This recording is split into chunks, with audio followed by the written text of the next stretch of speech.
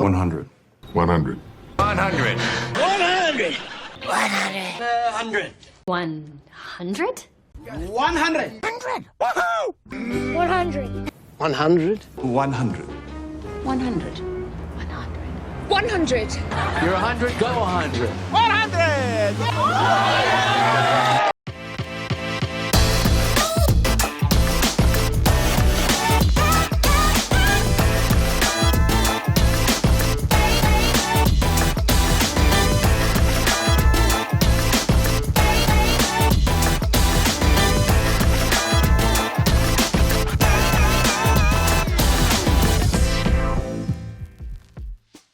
Hey guys, welcome to the Troy Gramling podcast. I am so glad you are here because this is a very, very special podcast. You're not going to believe this, especially if you've just started listening or watching. This is our 100. That is 100th episode. Woo! That's almost 2 years worth of podcast. So think about it. If you're just joining us, you can almost listen every day, or at least every third day this new year.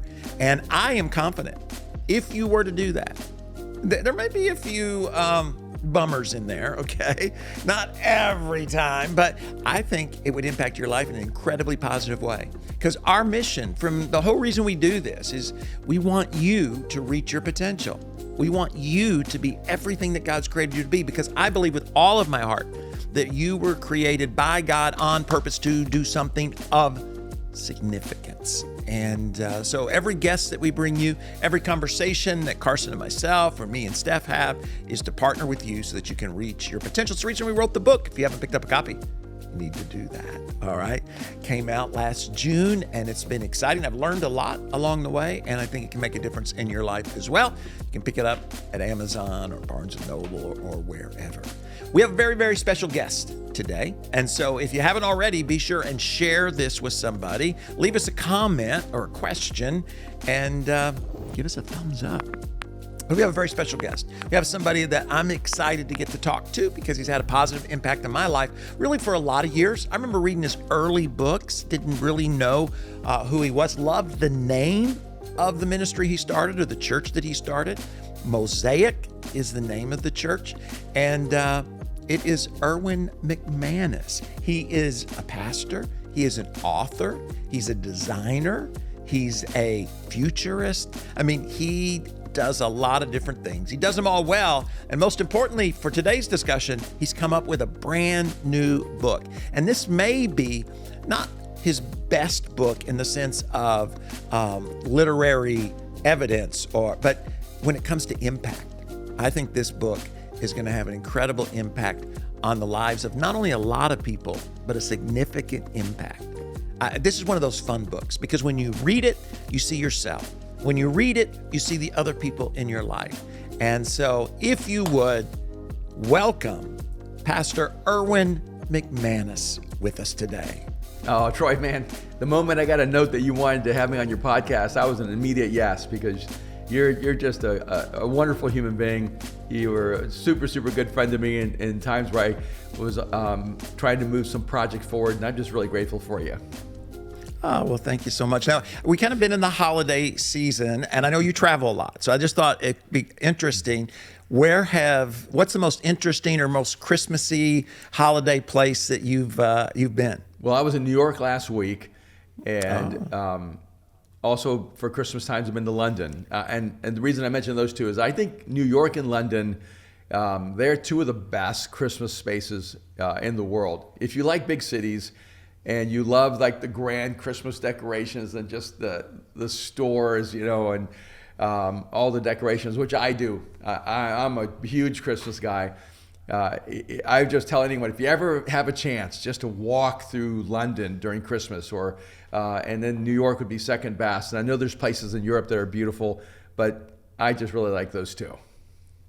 It's hard to beat New York. I've never been to London. I'll tell you, I just got back on Sunday from North Pole, Alaska. Wow. So I went and saw Santa Claus. Dang that. Well, that's Christmas all year round, though.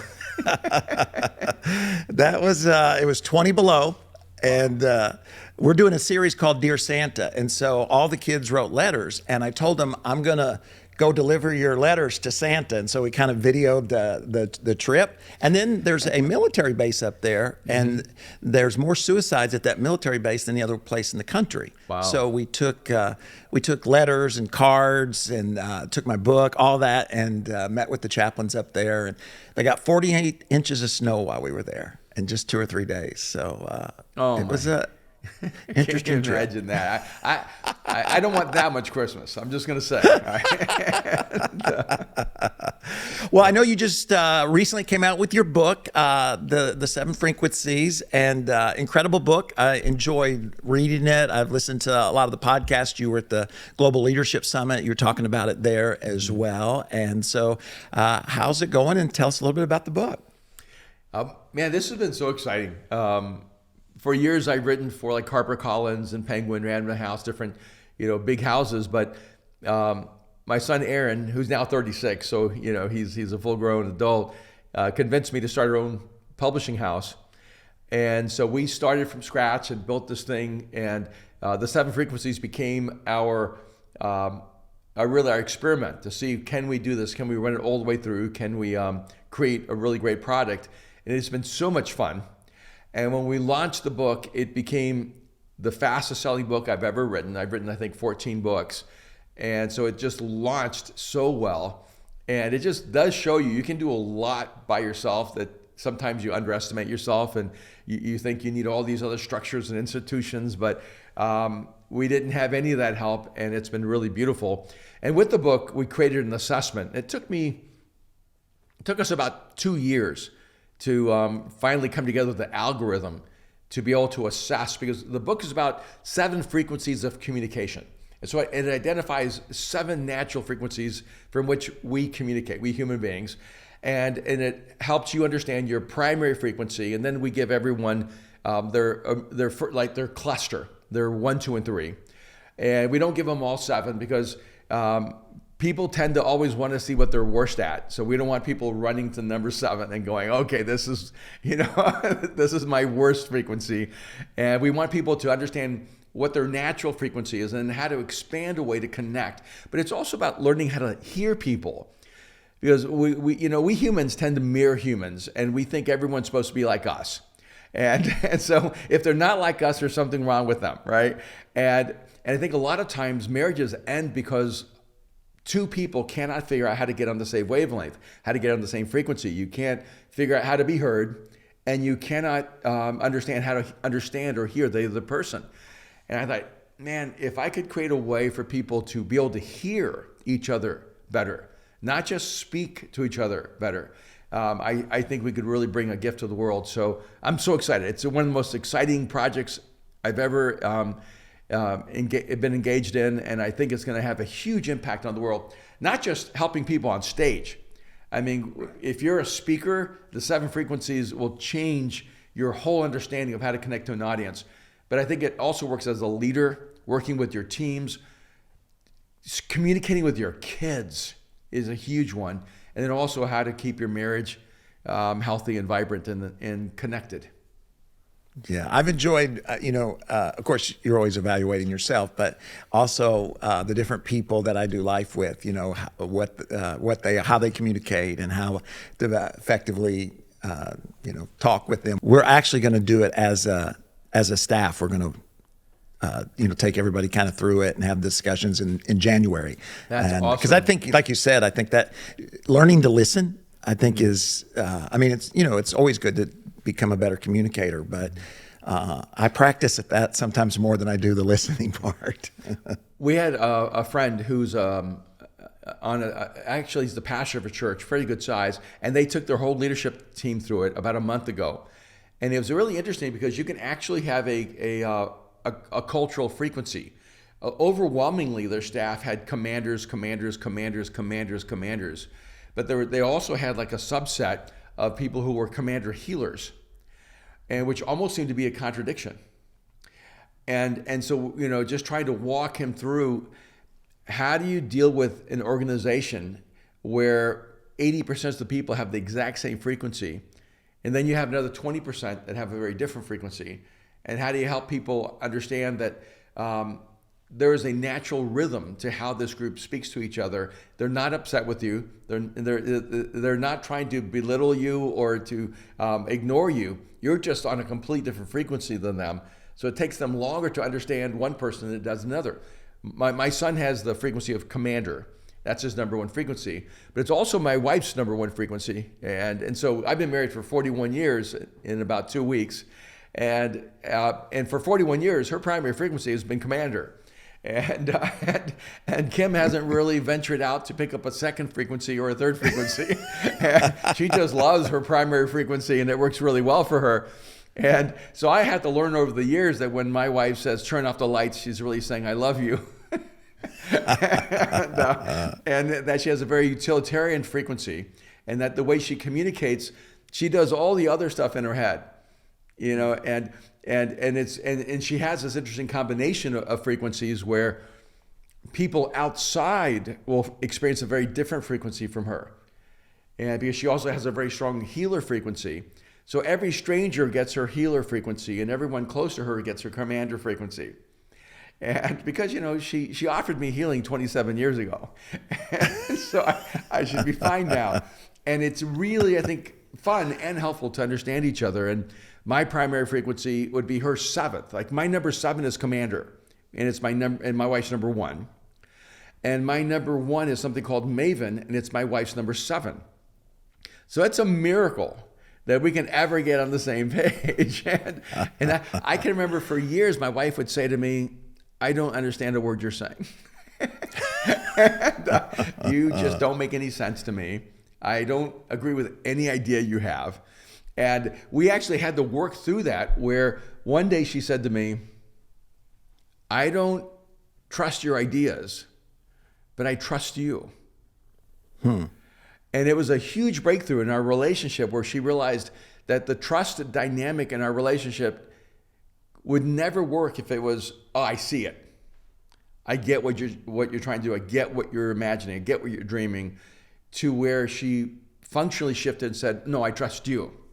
I know you. I trust your character. I trust your intention. I trust your motive.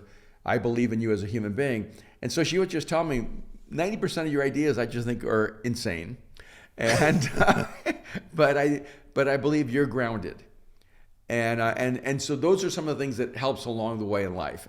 But I had another, the wife of a friend. They're both friends, but she took it and she came out motivator as her number 1 frequency. And she texted me and said, I thought I was a commander. And I said, it could be you're just a bossy motivator. So there are other aspects of the frequencies that deal with our character and our posture and even just our mental, emotional, and spiritual health. Yeah, as you were talking, I hadn't even thought about it as, I thought about the folks I do ministry with, I thought about my immediate family, but I really hadn't thought about my parents. And I think it could play a big role in that too, especially, amongst teenagers and stuff, as you're thinking about how your mom and dad and the other folks in your family actually relate to you and why they speak the way that they do. I could see that being a huge advantage. Yeah, absolutely. And one of the things I try to help even men who have a strong commander frequency, especially, is you can't talk to your 8-year-old daughter from your command frequency. You're going to crush her. And you're just thinking, I'm parenting. I want the best for her. It's obvious what she needs to do. And you don't realize what you're doing by using one singular frequency at work that you do in your marriage, that you do in your parenting. And that's why the 7 frequencies is dynamic. It's not static. Like I imagine you've probably done a lot of assessments over the years, like the Myers-Briggs or the Strength Finder or the Enneagram. And all those assessments are static. You are what you are, and that's how you were born, that's how you die. But the 7 frequencies are dynamic. This is the core, this is your core frequency. You have other frequencies that are more accessible to you. But as you grow as a human being, not just as a communicator, but as a human being, you begin to access more and more of those frequencies. And so ideally, you want those communication frequencies to be accessible to you whenever you need them. And because you talk a little bit about the shadow side as well. So through reading the book, you not only, like if you need to learn one of those in a certain situation, but how not to go or to be careful of the dark side, you might say. It's amazing that you went to the shadows so quickly. And the reason, Troy, is that this is what we've discovered. This week, I was sitting with my team saying, I think I have to write a book just on the shadow frequencies, because it is the number one question I get. And in fact, one of the interesting things that's happened is some really high-powered leaders, when they first read it and took the assessment, they said, I don't know if this is right, if this is who I am. And then they read the shadows and they text back, go, oh no, this is who I am. I have found that a lot of very successful top-tier leaders only see themselves in the shadows. Because culturally, we've been taught that the shadows are our power. It's how we can get what we want. It's the way that people succeed, communicate, and lead. And so the shadow frequencies are actually really dynamic in that, the motivator is a great frequency, but the shadow is a performer. And the challenger is a great frequency, but the shadow is a manipulator. The commander's a powerful frequency, but the shadow is a dictator. And so each one of them has a shadow that if you haven't become healthy in your communication style, your communication approach, you're going to see more of your shadow than you are going to see of your authentic human frequency. And so when you mention that, I think it's so true, because in fact, we did this little experiment. I have this mastermind that I lead. It's a business community called the Arena. And so I mentor all these different business people. And I said, look, pick a TV show and I'll break the show based on the frequencies. And they said Friends, which I didn't know Friends was still a thing, but it's still a thing, man. And the other one was Succession, which is a very dark, intense show that probably no pastor should watch, I guess. I don't know. But so I wasn't as interested in Friends since I never really saw it. So I went to Succession, and I went back and just started absorbing the pilot. And I couldn't find a single one of the 7 frequencies. And I thought, maybe the system doesn't work. Maybe there's something wrong with this process, this paradigm.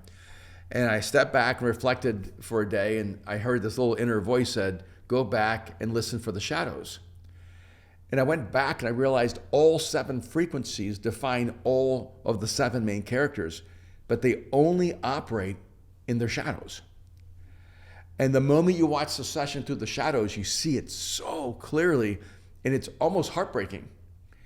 Realizing that one of the most popular shows of this era is a show where you're teaching people how to communicate completely from their shadows. Wow. Well, it'd be interesting to go through to judge ratings versus how people are communicating in all the different television shows, if that impacts ratings. Maybe shadows are more interesting, right? But I actually think it's a spectrum. It's not that we're either shadow or light. We're all a spectrum, and it's really about moving away from your shadow toward what I would simply say your authentic human frequency. And so it's not that you're either Troy's all light or Troy's all shadow. It's like in the same talk, you can be both the motivator and the performer. Because sometimes let's say we'll move to our shadow, not because we're evil or bad human beings, but because we're insecure, because we're afraid, because we're lacking confidence. Like you can get on stage and your natural frequency is motivator, but you had a fight with your wife that morning. And you weren't able to resolve it, and you had a responsibility to get back on that stage, and you're in the shadow of insignificance because you're feeling like, I don't deserve to be up here. Who am I to open up the Bible and tell anyone anything? I couldn't even fix this fight with my wife, and we're just fighting over toast. How am I going to make the world better when I can't even get past toast? And so what ends up happening is that we move into a default mode and we become a performer, because we're trying to hide the pain that we're in. And so when I talk about the shadow, I don't mean this is the evil version of you. This is the broken version of you and me. This is the part of us that we have to grapple with and deal with every single day of our lives. Now, have you noticed if certain frequencies lend themselves to certain professions or roles in those professions? Yeah, the more we get data, the more we're able to see. We're very excited as a team because in the first 2 months we have, I think, 15,000 to 20,000 people have taken the assessment. Wow. And yeah, so we're just elated, right? But two, the more data you get, the more you can see insights. And so I realized the 7 frequencies of communication is really a living book. It's going to just keep expanding and growing as I get new information. And yes, there are a lot of CEOs that their number one frequency is commander. And in fact, their cluster is almost like commander, challenger, motivator, or challenger, commander, motivator, or motivator, challenger, commander. It's like those 3 tend to cluster with a lot of them. And so it's a very powerful kind of high energy dynamic going forward. But a lot of the times the people we trust have this motivator healer kind of combination. And then some of the speakers that I've graphed that are just, they're just world class. They usually have like a tension of commander healer. And both of them seem to be exercised at the same time. So you feel this person that sees you and cares about you and is creating a safe space for you to bring out your brokenness. But at the same time, they're commander. They have all this authority and confidence, and they're telling you what to do. And it just comes in this dynamic combination, which is really, really powerful. And so we have been seeing different rhythms and different connections. And ironically, we're getting a lot more of some than we are of others, and there's a reason for that. We have fewer professor frequencies that have come out as number one, and it's because professor frequencies tend to be late adopters. They don't tend to be innovators or the cutting edge or the front edge, so I don't expect them to take the assessment in the first iteration. But a year from now, when it's more normative and 1 million people have taken it, we'll have a lot of professors taking it then too. Does that make sense? Yes, it does. So even in that, we find, the number one frequency that has this happen, the assessment's wrong. I've had people come to my face and challenge me, the assessment's wrong. I've had people DM me, the assessment's wrong. I don't know why they feel like they can DM me from, Stockholm or Copenhagen or Berlin, right? It's like, and the assessment's wrong. And I only have one question. Is your number one frequency challenger? 100%. Right. Their number one frequency was challenger. I can see that. And they go, oh. and the scariest one is I had this woman come up to me, a very successful businesswoman, and she said, my number one frequency is a challenger. And I immediately thought it was wrong. And then you were talking about the shadow being a manipulator, and this is what she said to me. Why is manipulator a shadow? Why isn't that a skill? And then she looked at me with this terrifying self-awareness and she said, oh no, that's exactly what a manipulator would say. And then my wife, she's hilarious. Yeah, she's I think a commander, healer, challenger. And she said, I'm only going to identify myself from my shadows. I'm a dictator, cipher, manipulator. And I don't encourage anyone to do that. But I do encourage you to go, as hard as it is to look at, your shadow is something that is, I think, a part of you. And you need to be aware of it. And if you're not aware of it, it's not that it's not there. It's that you're not self-aware. That's good. No, that's really.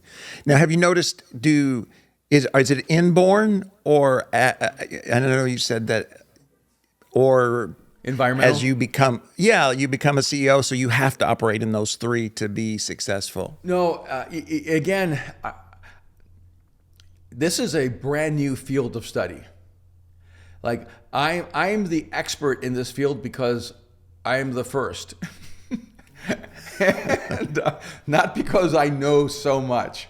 I'm like, so this is terrifying. I am the expert who is a complete novice, and I'm learning, and I'm unlocking so much here. But I would say that my observation right now is that it's partially environmental, and it seems dominantly genetic. Because I've been watching children, which is a great thing to do, to observe children. And you have kids and you have grandkids. And so I have a daughter, Mariah, and my son, Aaron. But my daughter, Mariah, has a daughter named Juno. And watching her, she's 3. And already at 2 years old, she was saying things like, "You can do it. You can do it." And yay, I did it. Yay, you did it. And so and no one taught her to be a motivator. And she's also a commander. And so I'm watching a couple of really critical frequencies, emerging. And I tried to look back because my son asked me a really important question. She goes, "Okay, Dad, you're a maven. Did you evolve into a maven? Was that like an adult expression, or was that something that was in you as a child?" And I look back and I realize, I'm 4 years old, 3 years old, playing chess. Like I liked it. It was, you can't force a 3-year-old or 4-year-old to play chess.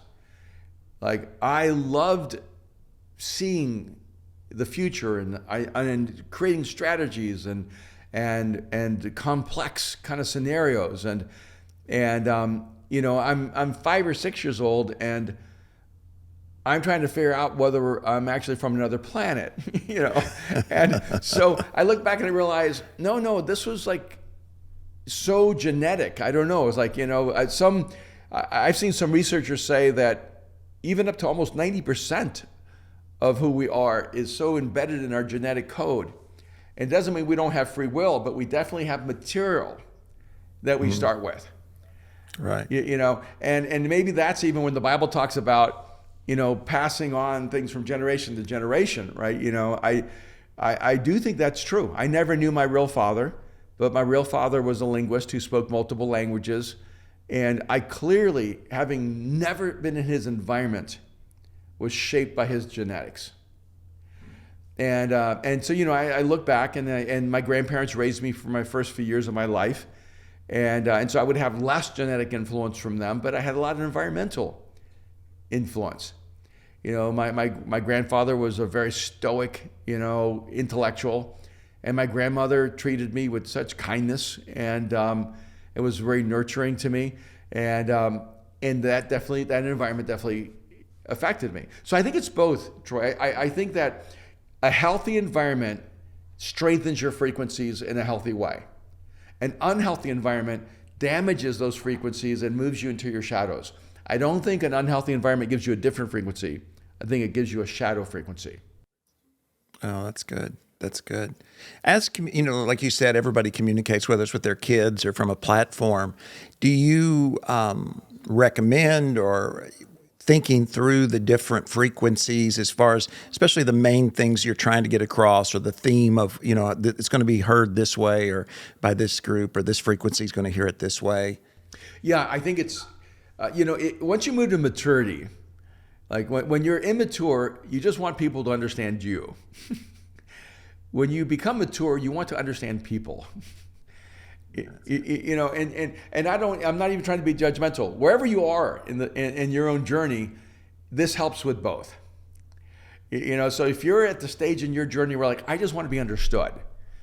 We all long to be understood. So this is really helpful so that people can understand you. But there is I think a point of maturity where you go, I just want to understand people. I want to understand the people I love. I want to understand the people in my life. I want to understand the people I lead.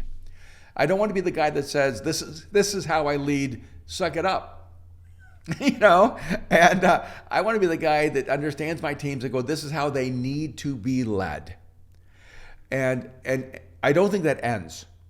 Troy, you were talking a little earlier before we went on the podcast about, stages in life and transitions as leaders. And one of the interesting things for me, when you're talking about, when leaders get to their 50s, they have to grapple with transition, and that's a really challenging thing. But one of the differences, Troy, is I'm 66. Right, so like I'm past that stage where people go through the crisis of transition. And I've also understood that there's certain things you cannot transition. That the more things are designed around your uniqueness, the more difficult they are to transition. The more things are designed around organizational integrity, that the more likely there'll be transition. And I don't mean that one has more integrity than the other. I'm just saying it's kind of one of those funny things where if you have a building, there's a higher likelihood there will be another pastor because the building requires obligation and responsibility. Like Mosaic, the community of faith I started, we don't own anything. So like there's no debt that anyone has to take on once I leave. Does that make sense? Yeah. But at the same time, there's almost like no legacy in that there is no Mosaic as a building that we own. So that someone can go, oh, this is Mosaic, we got to keep this going. And, and so there's a kind of there's that Notre Dame Cathedral that just got rebuilt in Paris, which is a work of art. And then I used to know the sand sculpturist who created world-renowned art out of sand on the beaches. And a part of his own mystique and artistry was that he created things that were only temporary. And I wish there was more of me that built like the Notre Dame in Paris. But in a lot of ways, I've been historically like the guy who builds his masterpiece in the sand and says this has beauty for the moment, but I'm not obligating anyone to keep it. And so Mosaic, I think, will live and will survive and thrive after me, but it won't be the same. Right. And a huge part of it is that for whatever reason, I have a very peculiar way of seeing the world and of communicating. And there are certain people that I'm able to reach with the message of Jesus that it's not easy to replicate. And so I just accept that and go, hey, God, my job is not to raise up another me, and it's to raise up all the individuals that you want to give a platform and to expand what you're doing in the world. And and so it's just one of those things where you go through like Paris and you see all these painters on the bridges and they're all painting the same thing. You can buy the same painting from 1,000 different artists because they've all learned how to replicate the same artist. But Picasso didn't have someone he passed it on to. And neither did Da Vinci, neither did Monet. And you may have people who are inspired by them, but you can't have another them. And there's a part of me that just, I came to LA. I knew I was going to reach outliers, pioneers, entrepreneurs, inventors, creators, outliers. And that was just my unique calling. I can't impose that calling on other people. And so there's a sense where I hope that my life can inspire people, but I don't want it to require them to live the same life I did, if that makes sense. Yeah, no, that makes a lot of sense. I was listening to your teaching. It really helped me, challenged me with my thinking a little bit when you're doing your foundation teaching. And because South Florida, I think, is a lot like LA in the sense that people come and they go. And, when you're casting vision to build a building or to invest in a school, some of the things that we try to do, as I was listening to your teaching, I was just reminded a lot of these folks, half the people, if not 75 to 80% of the people I'm talking to, don't see themselves here. Yeah. This is not home. They're going to either retire somewhere else or they're going to get another job and they're going to go somewhere else. And I'm trying to cast a vision for them to sacrificially invest, something their grandkids may not be a part of, or they're not going to drive by and see it. And you did a great job of having them see the local church and the impact the local church can have, but bigger than just, you know, the impact the local church can have. Can you expand on that a little bit? Because I thought you really did a good job, because I know a lot of folks in our cultures are changing, where a lot of folks are leading and teaching in places where the people don't see themselves, you know, retiring and raising their grandkids there one day. Yeah, that's a great observation of the way the world has changed. You know, that it isn't an accident that the largest buildings and the largest churches in America are like in Birmingham, you know, in Atlanta, in, you know, Texas or Dallas areas. You're going to have a higher commitment to generational giving to people who see a place as their home for generations. Because they're investing not just in themselves, but in their children and their grandchildren. And then the more you have a transitory community or city or place, the more they're going, well, wait a minute, you know, my kids aren't going to be here. I'm not even going to be here, you know? And so you it's almost like the vision has to be for the world. And that's a harder vision. You know, you have a bigger task, bigger challenge, Troy, as a leader, to say, what we're doing here, it isn't simply local. Like we can actually affect the future of humanity by doing this really, really well. And people will pass through here. And just like you may stay here 3 years. But in those 3 years, you're going to leave as a more whole and healthy and dynamic human being. And in some sense, when you give, you're saying thank you to the people who came and left, but they built it for you. And when you give, there'll be people who will be thanking you that you'll never meet, who will come after you. And it's almost like, it's kind of a beautiful thing, because we have to call people to a level of selflessness that I think Jesus always intended. You know, the church just got really good at raising money for things that would benefit us personally. And that really isn't generosity. You know, when you're building a giant children's facility for your own kids, it's beautiful, but it's not sacrificial. It's strategic. And that's a good thing. I'm glad there's strategic people going, I want to pay for the basketball gym because I love playing basketball. And we have a lot of that, right? You know, there are people who are going, yeah, I'll help build the building so we can have air conditioning, and have a great place to worship. Yeah, I'm just saying that's like tier one, in terms of motive for giving. There has to be like this other tier we go, we're a part of something historic. We're part of the future of humanity. And ironically, when you do something great in one place, it has a visceral effect on places beyond your expectation. And like, Mosaic, I mean, someone the other day called us a mega church, and I really pushed back, said, we're not a mega church, and they said, yeah, but your influence is global. That's different.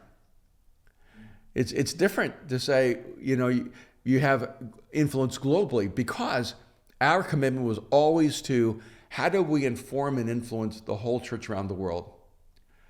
And it's one of those things like in the business world, because I've always been a businessman, because I had to finance this place, so somebody had to go to work,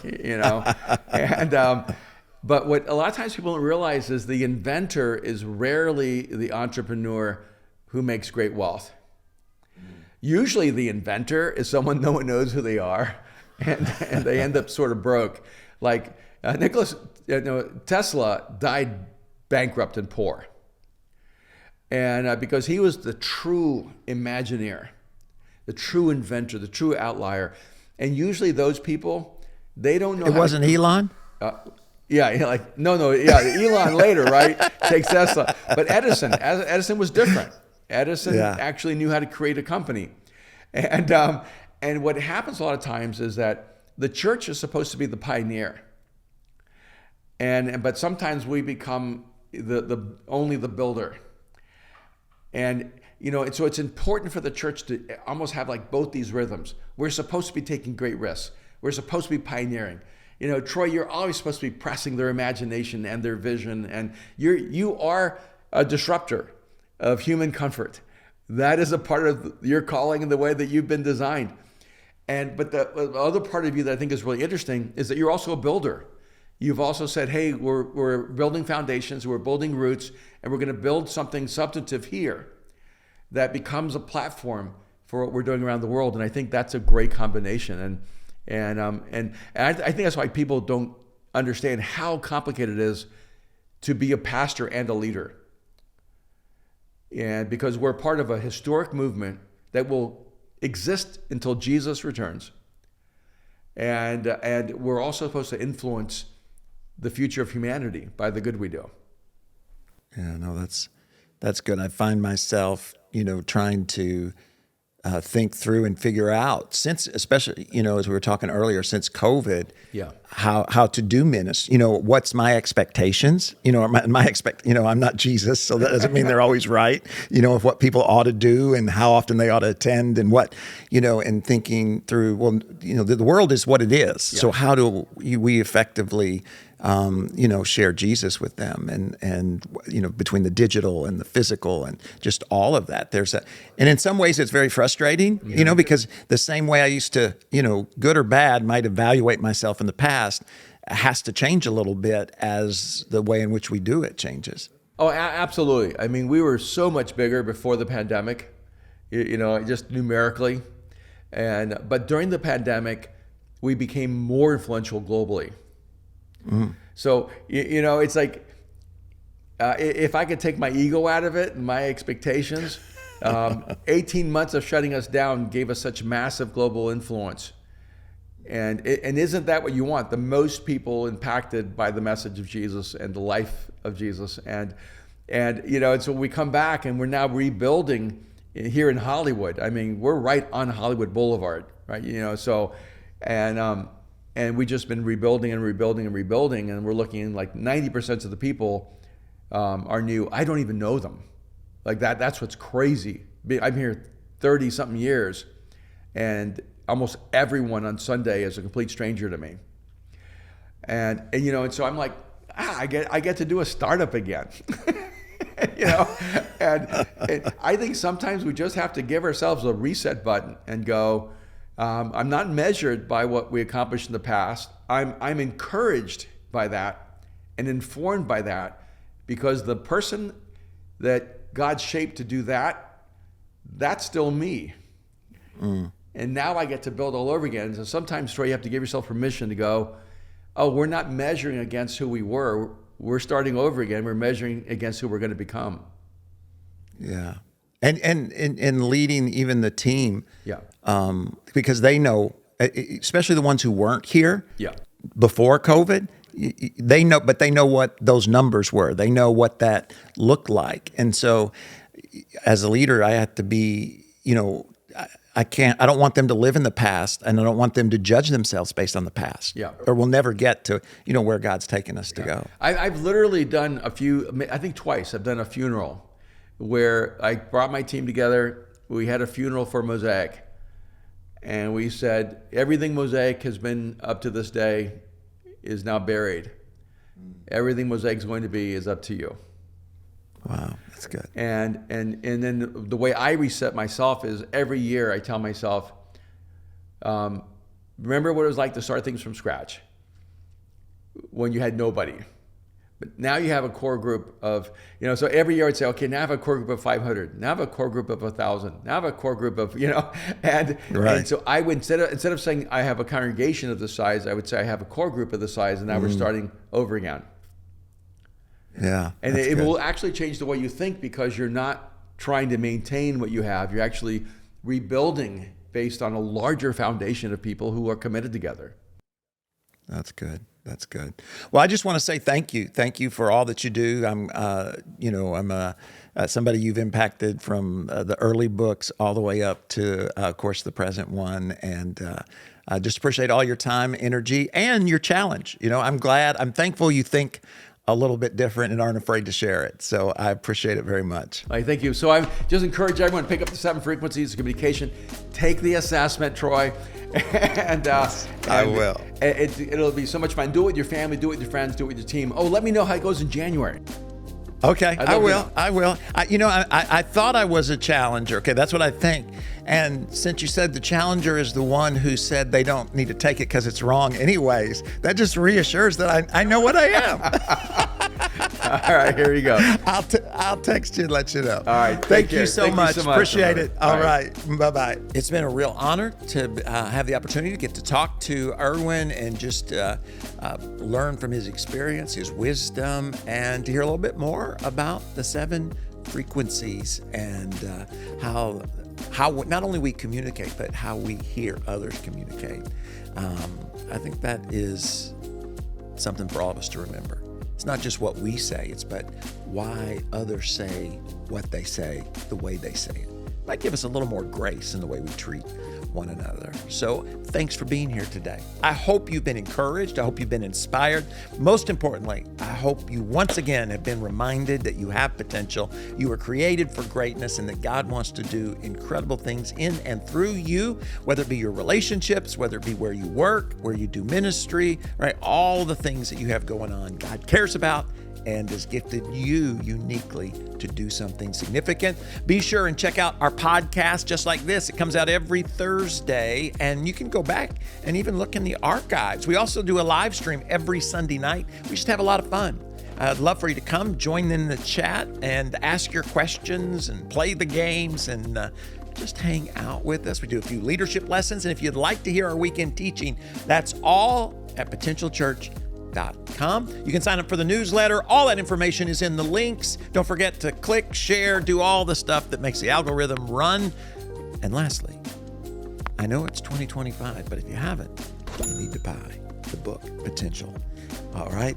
Hey guys, we love you, and we'll see you next time right here on the Troy Gramling Podcast. Bye.